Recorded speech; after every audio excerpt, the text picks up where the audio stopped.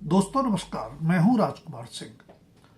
आज बात करेंगे शांति के नोबेल पुरस्कार से सम्मानित वेनेजुएला की विपक्षी नेता मारियो मचाडो द्वारा अपना नोबेल युद्ध उन्माद के आरोपी अमेरिकी राष्ट्रपति डोनाल्ड ट्रंप को सौंप देने की। आखिरकार शांति का नोबेल अमेरिकी राष्ट्रपति डोनाल्ड ट्रंप तक पहुंच ही गया। खुद को शांति दूत बताने वाले ट्रंप की दावेदारी के बावजूद नोबेल पुरस्कार समिति ने तो उन्हें इस लायक नहीं माना था। पर वेनेजुएला की जिन विपक्षी नेता मारिया मचाडो को नोबेल दिया गया था, वही खुद जाकर वॉशिंगटन में उन्हें अपना पुरस्कार सौंपाए।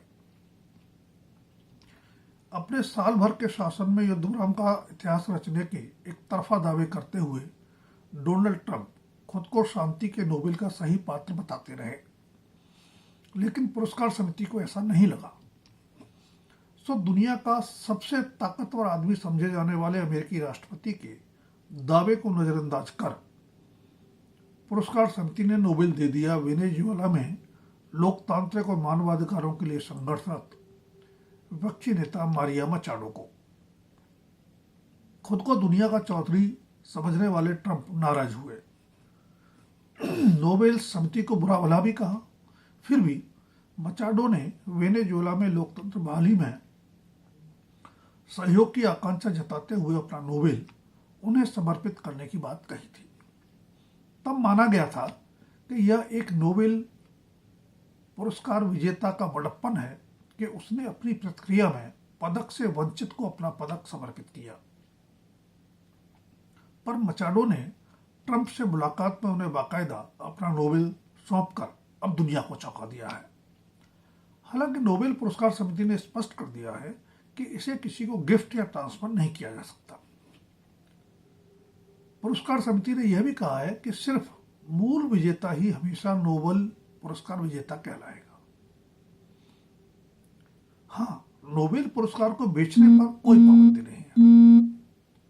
अतीत में 5 नोबेल विजेता Dmitry Muratov, James Watson, Francis Crick, John Nash और नील बोहर अलग अलग कारणों से अपना पदक बेच या नीलाम कर चुके हैं।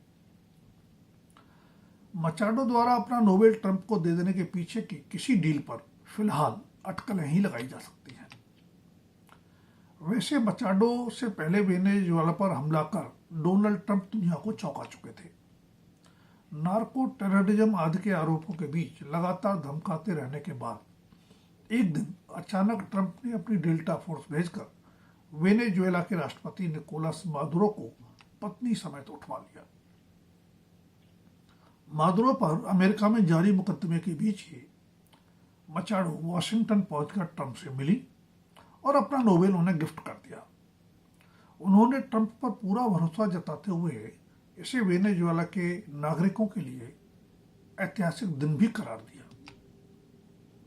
ट्रंप ने भी मारिया से मुलाकात को सम्मानजनक बताते हुए टिप्पणी की कि उन्होंने मेरे अच्छे कामों के लिए मुझे अपना नोबेल शांति पुरस्कार प्रदान किया।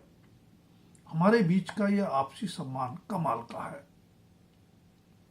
दोस्तों, इसमें दो राय नहीं कि इंजीनियरिंग का पेशा छोड़कर राजनीति में आई तलाकशुदा 58 वर्षीय मचाडो ने वाकई वेनेजुएला में तानाशाही शासन समाप्त करने के लिए और लोकतंत्र बहाली के लिए लंबा शांतिपूर्ण संघर्ष किया है। उन्होंने बहुत कुछ सहा भी है। उसी संघर्ष के लिए उन्हें विश्व का सबसे प्रतिष्ठित नोबेल पुरस्कार भी मिला, जो उन्होंने अब उसी व्यक्ति को सौंप दिया है जिसे पूरी दुनिया वेनेजुएला पर सैन्य आक्रमण करने वाले विदेशी शासक के रूप में देखती है। ट्रंप खुद वेनेजुएला का तेल बेचकर मुनाफा कमाने की बात कह रहे हैं, लेकिन उन्हें अपना नोबेल सौंपते हुए मारिया मचाडो ने लिखा, ट्रंप ने वेनेजुएला की आज़ादी के लिए जो किया है उसे वेनेजुएला के लोग कभी नहीं भूलेंगे।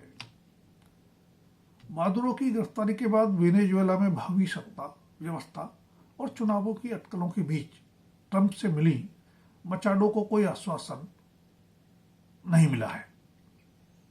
वेनेजुएला के संविधान के मुताबिक सुप्रीम कोर्ट ने उपराष्ट्रपति डेल्सी रोड्रिग्स को अंतरिम राष्ट्रपति नियुक्त किया है, पर ट्रंप खुद को वहां का कार्यवाहक राष्ट्रपति बताने लगे हैं। शायद ट्रंप को रोड्रिग्स के साथ काम करने में कोई समस्या भी ना हो, क्योंकि उनकी नजर तो वेनेजुएला में तेल और दुर्लभ खनिज संपदा के दोहन पर है। ऐसे में वेनेजुएला समेत दुनिया भर में मचाडो की नई भूमिका पर संदेह और सवाल स्वाभाविक हैं। बेशक मचाडो लंबे समय से वेनेजुएला में लोकतांत्रिक एवं मानवाधिकारों की बहाली के लिए संघर्षरत हैं।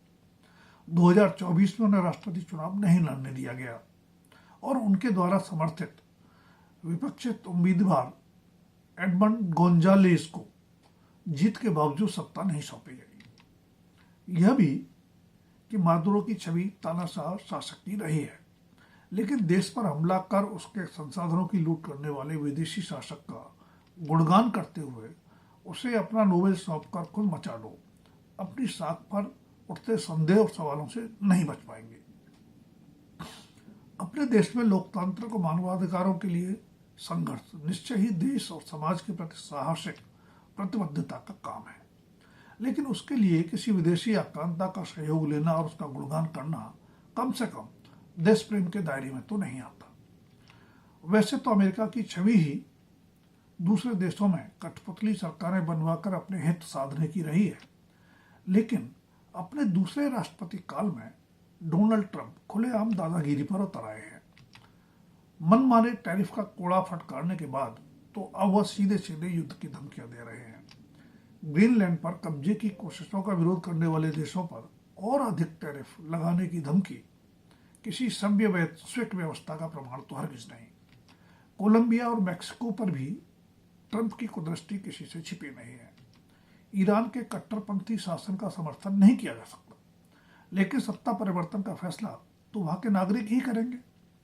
ईरान की सड़कों पर जारी विरोध प्रदर्शनों के बीच अमेरिकी धमकियां भी उसकी पर्दे के पीछे की भूमिका का संकेत दे रही थी, लेकिन अब प्रदर्शनकारियों ने अमेरिका पर धोखे का आरोप लगाकर उस संदेह की एक तरह से पुष्टि कर दी है।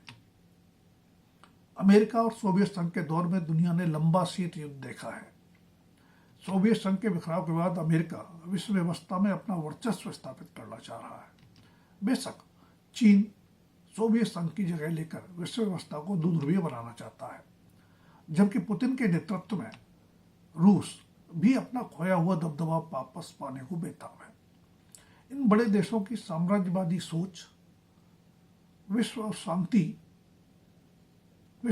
और सौहार्द पर आधारित न्याय सम्मत विश्व व्यवस्था के लिए खतरा पेश कर रही है, जिससे निपटने के लिए अब शेष विश्व को एकजुट प्रयास करने की जरूरत है।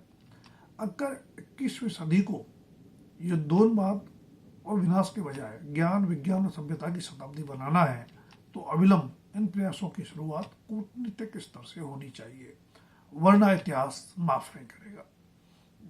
दोस्तों, अगर वीडियो पसंद आए तो लाइक, शेयर और सब्सक्राइब अवश्य करें। अपनी राय भी कमेंट बॉक्स में दें। धन्यवाद। अभी के लिए इतना ही। जल्द फिर मिलेंगे किसी नए विषय के साथ।